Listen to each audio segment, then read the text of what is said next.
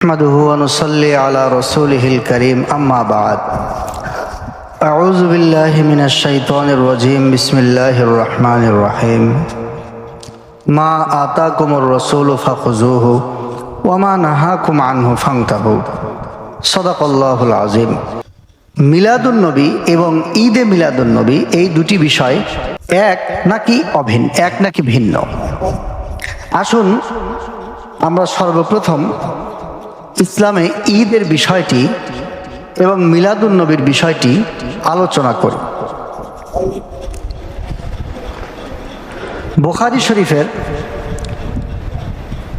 হাদিস নম্বর 963, বুখারী শরীফের 963 নম্বর হাদিসে হযরত আব্দুল্লাহ ইবনে ওমর রাদিয়াল্লাহু তাআলা আনহু তিনি বলেন, আন আব্দুল্লাহ ইবনে ওমর রাদিয়াল্লাহু তাআলা আনহু কানা রাসূলুল্লাহ সাল্লাল্লাহু আলাইহি ওয়াসাল্লাম ওয়া আবু বকর ওয়া উমর ইউসাল্লুনাল ঈদাইন ক্বাবলাল খুতবা। অর্থাৎ হযরত আব্দুল্লাহ ইবনে ওমর রাদিয়াল্লাহু তাআলা আনহু বলেন, রাসূল সাল্লাল্লাহু আলাইহি ওয়াসাল্লাম এবং আবু বকর এবং ওমর ইউসাল্লুনাল ঈদাইন ক্বাবলাল খুতবা, দুই ঈদের নামাজ পড়তেন খুতবার পূর্বে। অর্থাৎ নবীজির যুগে, সাহাবায়ে কেরামের যুগে, তৎপরবর্তী যুগে, এমনকি 604 হিজরির আগ পর্যন্ত সকলেই ঈদ দুটি পালন করত।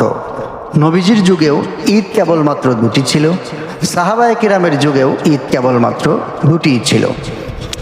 এছাড়া ইসলামের মধ্যে আর নতুন কোনো ঈদ নেই। এ সম্পর্কে আবু দাউদ শরীফের 1134 নম্বর হাদিস, যেটি হযরত আনাস ইবনে মালিক রাদিয়াল্লাহু তাআলা আনহু থেকে বর্ণনা, এই হাদিসটিও দেখা যেতে পারে। এখানেও কেবলমাত্র দুটি ঈদের কথাই রয়েছে, এর বেশি ঈদের কথা নেই। সুতরাং আমরা হাদিস থেকে সুস্পষ্টভাবে একথা বুঝতে পারলাম যে ইসলামে নবীর যুগে, সাহাবায়ে কেরামের যুগে ঈদ কেবলমাত্র আনুষ্ঠানিকভাবে দুটি ঈদই পালন করা হতো, এছাড়া আর নতুন কোনো ঈদ পালন করা হতো না। এবার আসুন মিলাদুন নবী কাকে বলা।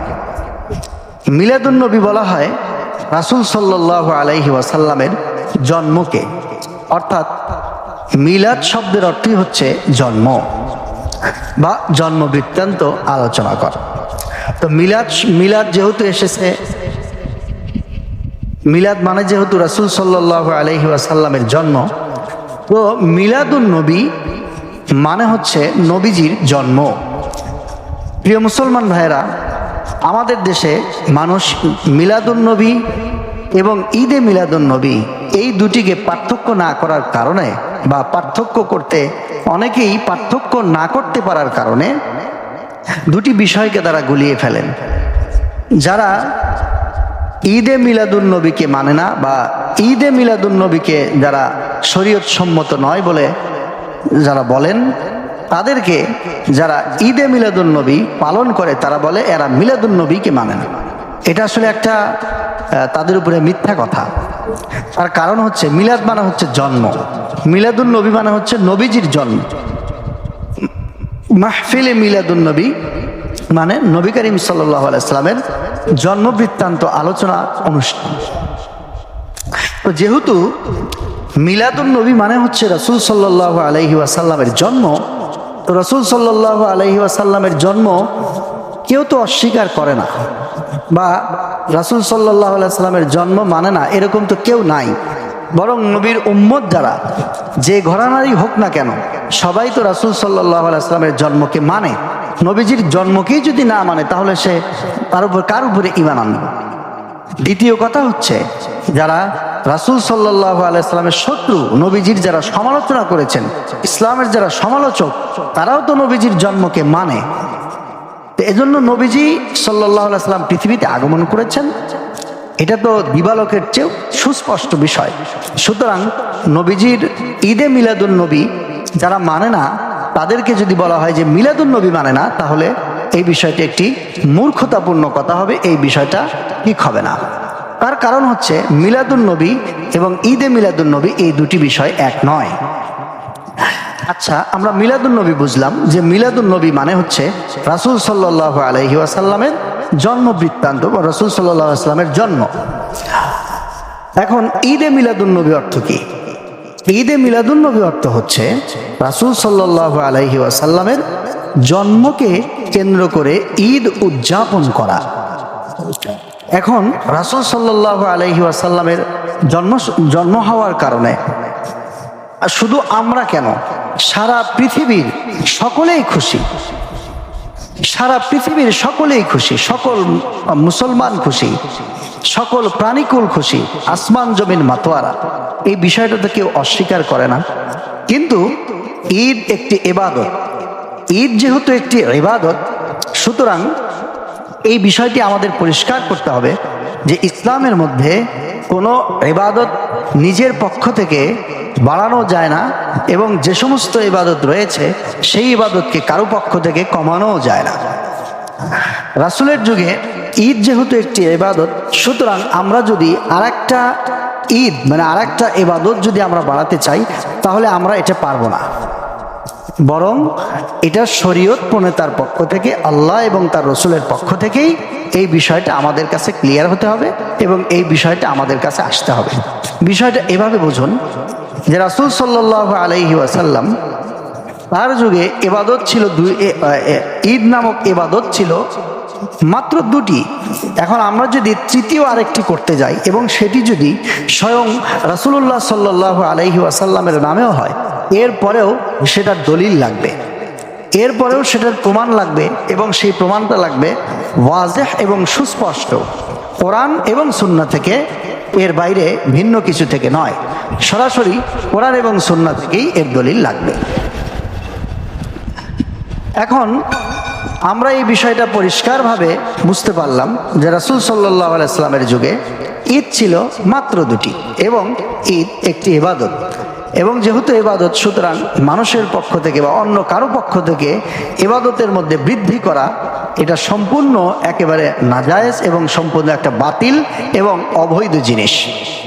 এজন্য এই উদাহরণটা আমরা এভাবেও দিতে পারি যে রাসূল সাল্লাল্লাহু আলাইহি ওয়াসাল্লামের যুগে বা তার মাধ্যমে নামাজের ঘোষণা কয় ওয়াক্ত হয়েছে? 5 ওয়াক্ত হয়েছে। সাহাবায়ে কেরামের যুগে ফরজ নামাজ 5 ওয়াক্তই সাহাবায়ে কেরাম পড়তেন, রাসূল সাল্লাল্লাহু আলাইহি ওয়াসাল্লাম পড়তেন। এখন কেউ যদি মনে করে নামাজ তো অনেক ভালো কাজ, নামাজ হচ্ছে আল্লাহ তাআলার সাথে বান্দার সম্পর্কের একটা অমোঘ মাধ্যম, সুতরাং এই নামাজ 5 ওয়াক্তের জায়গায় 6 ওয়াক্ত বানানো হোক, তাহলে পৃথিবীর কোনো মানুষ কি নামাজ 6 ওয়াক্ত মেনে নিবে? মেনে নিবে না। তার কারণ হচ্ছে ইবাদত যেটা রাসূল সাল্লাল্লাহু আলাইহি ওয়াসাল্লামের যুগে যে কয় ওয়াক্ত ছিল সেই কয় ওয়াক্তই থাকবে নামাজ, এর উপরে বৃদ্ধি করা যাবে না।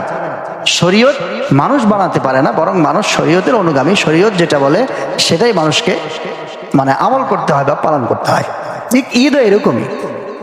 রাসূল সাল্লাল্লাহু আলাইহি ওয়াসাল্লামের যুগে ঈদ ছিল মাত্র দুটি, এটি একটি ইবাদত। সুতরাং আমরা যদি আরেকটা ঈদ, কেউ যদি আরেকটা ঈদ যদি অতিরিক্ত করতে চায় বা আরেকটা ঈদ যদি বানাতে চায় তাহলে এটা গ্রহণ হবে না। যেভাবে নামাজ যদি কেউ 6 ওয়াক্ত বানাতে যায় তাহলে সেটা গ্রহণ হবে না। তার কারণ ইবাদত নিজের পক্ষ থেকে বানানো যায় না। যারা ঈদে মিলাদুন্নবী পালন করেন আমরা তাদেরকে অত্যন্ত শ্রদ্ধার সাথে জানাতে চাই যে আপনারা ঈদে মিলাদুন্নবীকে আপনারা ইবাদত মনে করেন কিনা, ঈদকে আপনারা ইবাদত মনে করেন কিনা। যদি ইবাদত মনে করেন তাহলে রাসূলের যুগের অস্তিত্ব দেখান। এটাকে যদি আপনারা আনুষ্ঠানিকভাবে পালন করতে চান তাহলে সাহাবায়ে কেরামের যুগ থেকে এর আপনারা অস্তিত্ব দেখান, প্রমাণ দেখান।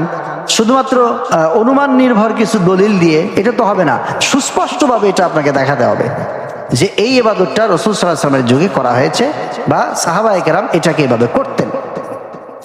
আপনারা এই দলিলটা দেখাবেন। দ্বিতীয় হচ্ছে, আমরা যারা ঈদে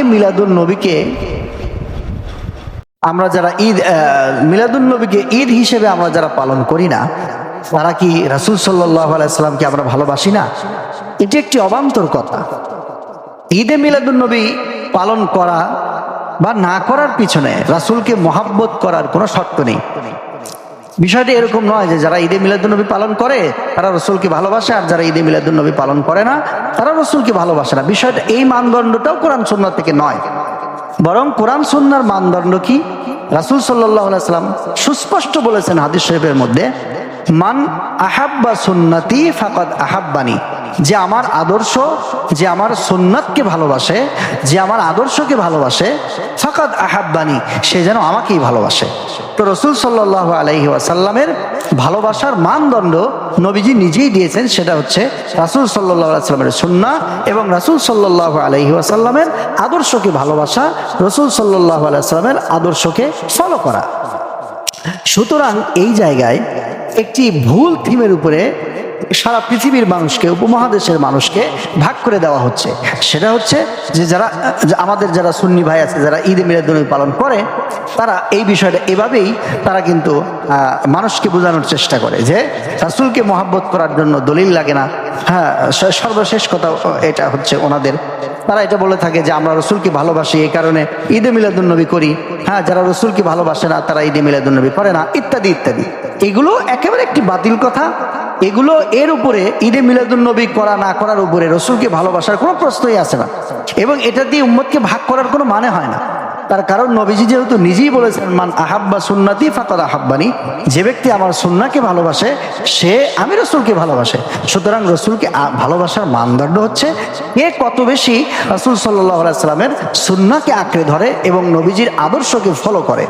যে যত বেশি রসুলের আদর্শকে ফলো করবে সে তত বেশি রসুল সাল্লাল্লাহু আলাইহি সাল্লামকে ভালোবাসে। এবার আসি যে ঈদে মিলাদুন্নবী কিভাবে আবিষ্কার হলো এই বিষয়টা নিয়ে। ঈদে মিলাদুন্নবীর ইসলামের ইতিহাসে ঈদে মিলাদুন্নবীর অস্তিত্ব 604 হিজরি পর্যন্ত ছিল না। 604 হিজরি পর্যন্ত ঈদে মিলাদুন্নবীর কোনো অস্তিত্বই ছিল না। ইসলামের ইতিহাসের মধ্যে ঈদে মিলাদুন্নবীর কোনো অস্তিত্ব ছিল না। আমরা যখন এই কথা বলি তখন আমাদের কিছু ভাই তারা বলে থাকেন যে হযরত ইবনে আব্বাস সহ আরো কয়েকজন সাহাবীর হাদিস সম্পর্কে বা কিছু তাবিরা আসার তারা নিয়ে এসে তারা এটা দেখানোর চেষ্টা করেন বা এটা বোঝানোর চেষ্টা করেন যে আপনারা দেখুন 12ই রবিউল আউয়াল মাসে অথবা নির্দিষ্ট কোনো তারিখে, রবিউল আউয়াল মাসের নির্দিষ্ট একটা তারিখে সাহাবায়ে কেরাম, কিছু কিছু সাহাবীর বর্ণনা আছে, তাবির বর্ণনা আছে, তারা একত্রিত হয়ে তারা রাসূল সাল্লাল্লাহু আলাইহি সাল্লামের জীবনে আলোচনা করেছে। রাসূল সাল্লাল্লাহু আলাইহি ওয়াসাল্লামের জীবনে আলোচনা করেছে। এখান থেকে তারা দলিল দেয় যে দেখুন তারা এই দিন একত্র হয়েছে, রাসূলের আলোচনা করেছে। তো ভাই এটা তো মূলত তাদের ঈদের কোনো দলিল না। তার কারণ হচ্ছে যে সমস্ত রেওয়ায়েতগুলি তারা আনে, এই সমস্ত রেওয়ায়েতগুলি আমাদের সামনে রয়েছে, আপনারাও এই সমস্ত রেওয়ায়েতগুলি দেখতে পারেন। এই সমস্ত রেওয়ায়েতগুলির মধ্যে কোনোটার মধ্যে ঈদ শব্দ নাই। কোনোটা সহিহ রেওয়ায়েতের মধ্যে, এমনকি হাসান পর্যায়ের রেওয়ায়েতের মধ্যেও ঈদ শব্দটাই নাই। সর্বোচ্চ এটা প্রমাণ করা যায় যে তারা রাসূল সাল্লাল্লাহু আলাইহি ওয়াসাল্লামের জীবনী আলোচনা করেছেন। তো রাসূল সাল্লাল্লাহু আলাইহি ওয়াসাল্লামের জীবনী আলোচনা করা এটা ঈদের দলিল হয় কি করে? এটা তো কেউ অস্বীকার করে না যে রাসূল সাল্লাল্লাহু আলাইহি ওয়াসাল্লামের জীবনী আলোচনা অনুষ্ঠান হতে পারবে না, এটা তো কেউ অস্বীকার করে না। মিলাদুন্নবীর মাহফিল হবে, অর্থাৎ নবীজির জন্মের মাসকে কেন্দ্র করে জন্ম বৃত্তান্ত আলোচনা করা হবে, এটাতে কোনো সমস্যা নেই। এটা তো সবাই স্বীকার করে বা এটা তো সবাই মানে, এটা বায়সে সওয়াব, এটা তো আমরা মনে করি যে এটা সওয়াবের কারণ। কিন্তু এটাকে ঈদ হিসেবে গ্রহণ করা এটা সম্পূর্ণ একটা বাতিল কথা। কারণ যে সমস্ত রেওয়ায়েত দেখিয়ে তারা দলিল দেন সহিহ অথবা হাসান, কোন রেওয়ায়েতের মধ্যে ঈদ শব্দটা নাই। এটা আপনারা খুঁজে দেখতে বা আপনারাও চালিয়ে দেখতে পারেন। সুতরাং এগুলো তাদের দলিল নয়, এগুলো সম্পূর্ণ একটা তাদের মন গড়া একটা দাবি, এর পিছনে কোনো দলিল নাই। 604 হিজরি পর্যন্ত ইসলামের ইতিহাসে এই আপনার হচ্ছে ঈদে মিলাদুন্নবী এর কোনো অস্তিত্ব ছিল না। আমি কয়েকটা ভিডিওর মধ্যে দেখলাম যে তাদের কিছু লোকজন বলছে যে এই যে দেখুন ঈদে মিলাদুন্নবীর দলিল আমাদের কাছে আছে। তো ঈদে মিলাদুন্নবীর দলিল আছে, এটা ভালো কথা। তো দলিল কি? দলিল হচ্ছে বিভিন্ন হাদিসের কিতাবের মধ্যে বাবু মা জা ফি মিলাদিন নবী, এই ধরনের অধ্যায় আছে। অর্থাৎ নবীজির জন্ম সংক্রান্ত যে সমস্ত হাদিস এসেছে সে সমস্ত হাদিসের অধ্যায়। তো এই যে বাবু মা যা ফি মিলাদিন নবী, এই যে মুহাদ্দিসিনে কিরাম মিলাদুন নবীর অর্থাৎ নবীজির জন্ম সংক্রান্ত তথ্যের যে একটা অধ্যায় কায়েম করেছেন, এটাকেই তারা বলেছে দেখেন এটাই মিলাদুন নবীর দলিল। তো মিলাদুন নবীর দলিল দিয়ে আমরা কি করব? মিলাদুন নবীর দলিল তো সবাই জানে, বা মিলাদুন নবী তো আমরা সবাই এটাকে বিশ্বাস করি, কিন্তু তারা এই দলিলটা দেয়, তারা দলিল দিয়ে তারা বলে, তারা এটা দলিল দিয়ে প্রমাণ করে ঈদে মিলাদুন নবী, অর্থাৎ তারা যেটা প্রমাণ করছে দলিলের মধ্যে সেই জিনিসটা নাই, তারা যেটা বুঝাচ্ছে মুহাদ্দিসিনে কেরাম সেটা বুঝাননি। তাহলে বিষয়টা পরিষ্কার হয়ে গেল যে আসলে এগুলো দলিল নয়, এগুলো হচ্ছে দলিলের নামে ভাউতাবাজি। অর্থাৎ মিলাদুন নবীর হাদিসগুলি দিয়ে তারা ঈদে মিলাদুন নবীর আপনার বিষয়টা প্রমাণ করতে চায়, অথচ বিষয় দুটি সম্পূর্ণ আলাদা। ঈদ একটি ইবাদত এবং একটা আনুষ্ঠানিক ইবাদত, আর মিলাদুন নবী মানে হচ্ছে নবীজির জন্ম। তো নবীজির জন্ম দিয়ে কি আপনি আপনার হচ্ছে ঈদে মিলাদুন নবী এটা কি প্রমাণ করা যায়? অর্থাৎ দাবি এবং দলিল এর মধ্যে তাতাবুক নাই, এর মধ্যে কোনো মিল নাই, অমিল। এই জন্য ইসলামের ইতিহাসে 604 হিজরি পর্যন্ত ঈদে মিলাদুন নবীর কোনো প্রকারের অস্তিত্ব ছিল না। আচ্ছা, এ সম্পর্কে আপনারা সুস্পষ্ট ধারণা রাখতে পারেন এবং বিশ্বাস করতে পারেন। এখন কেউ যদি মিলাদুন নবীর বিষয়টি প্রমাণ করতে চায়, তাহলে কোনোদিন সম্ভব নয়। যারা এ সম্পর্কে বলে মিডিয়ার মধ্যে এসে যে আমাদের কাছে দলিল আছে, আমাদের কাছে অমুক দলিল আছে, আসলে এই দলিলগুলি হচ্ছে হাকিকত আমি আপনাদেরকে বললাম আছে মিলাদুন নবীর কথা, নবীজির জন্ম সংক্রান্ত তথ্যের কথা, আর তারা এটাকে দলিল বানিয়েছে ঈদে মিলাদুন নবীর, যেটা সম্পূর্ণ একটা বাতিল কথা। আচ্ছা, কে আবিষ্কার করলো সর্বপ্রথম? প্রথম আবিষ্কার করেছে মুজাফফর উদ্দিন কাউকারি, বাদশাহ মুজাফফর উদ্দিন কাউকারি, ইরাকের মসুল শহরে 604 হিজরিতে আনুষ্ঠানিকভাবে একজন আলেম যার নাম হচ্ছে আবুল খাত্তাব ওমর ইবনে দেহিয়া, এই আবুল খাত্তাব ওমর ইবনে দেহিয়ার মাধ্যমে বাদশাহ সাইদ উদ্দিন কাউকারি, মুজাফফর উদ্দিন কাউকারি, তিনি ইরাকের মসুল শহরে আবুল খাত্তাব ওমর ইবনে দেহিয়ার মাধ্যমে 604 হিজরিতে সর্বপ্রথম ঈদে মিলাদুন নবীর আনুষ্ঠানিকভাবে প্রকাশ করেন বা আনুষ্ঠানিকতা শুরু করেন। তাহলে এখানে একটা জিনিস পরিষ্কার যে এই ঈদে মিলাদুন নবীর অস্তিত্বটা 604 হিজরি পর্যন্ত ছিল না। 604 হিজরি পরে বাদশাহ মুজাফফর উদ্দিন কাউকারি তার একজন আলেম, তার অনুগত একজন আলেম যার নাম হচ্ছে আবুল খাত্তাব ওমর ইবনে দেহিয়া, এই আবুল খাত্তাব ওমর ইবনে দেহিয়ার মাধ্যমে এই কাজটা সর্বপ্রথম আনুষ্ঠানিকভাবে শুরু করেন। তাহলে তারা যে জিনিসটা শুরু করেছে বা যে জিনিসটা আমাদের মুসলিম উম্মার উপরে চাপিয়ে দেওয়ার চেষ্টা করছে, সেই জিনিসটা 600 হিজরি পর্যন্ত ছিলই না। নবীজির ইন্তেকালের 600 বছর পরে এসে এটা শুরু হয়েছে। তাহলে এখন এবার আরো ভালো রকম ভাবে বোঝার চেষ্টা করুন, যারা বলে যে রাসূল সাল্লাল্লাহু আলাইহি ওয়াসাল্লামের ঈদে মিলাদুন নবী যারা মানে না, তারা হচ্ছে রাসূল সাল্লাল্লাহু আলাইহি ওয়াসাল্লামকে মহব্বত করে না। তাহলে তাদের কাছে আমার একটা প্রশ্ন, সেই প্রশ্নটি হচ্ছে আপনারা 600 বছর পর্যন্ত যারা মুসলিম ছিলেন তারা তো কেউ ঈদে মিলাদুন নবীকে পালন করে নাই, এর আনুষ্ঠানিকভাবে ঈদে মিলাদুন নবীকে কেউ পালন করে নাই, জশ্নে জুলুস বের করে নাই, আনন্দ মিছিল তো কেউ বের করে নাই, ঈদ হিসেবে তো পালন করে নাই। আপনারা যেভাবে পালন করেন, তা আপনারা যেভাবে নবীজির জন্মদিনকে ঈদ হিসেবে পালন করেন, এভাবে পালন না করলে যদি নবীজির মহব্বত তার অন্তরে না থাকে, হ্যাঁ, এভাবে পালন না করলে যে সে যদি নবীর আশেক না হয়, আশেকে নবী না হয়, তাহলে সাহাবায়ে কেরাম তারা কি নবীর আশিক ছিলেন না? তাবেঈন তারা কি নবীর আশিক ছিলেন না?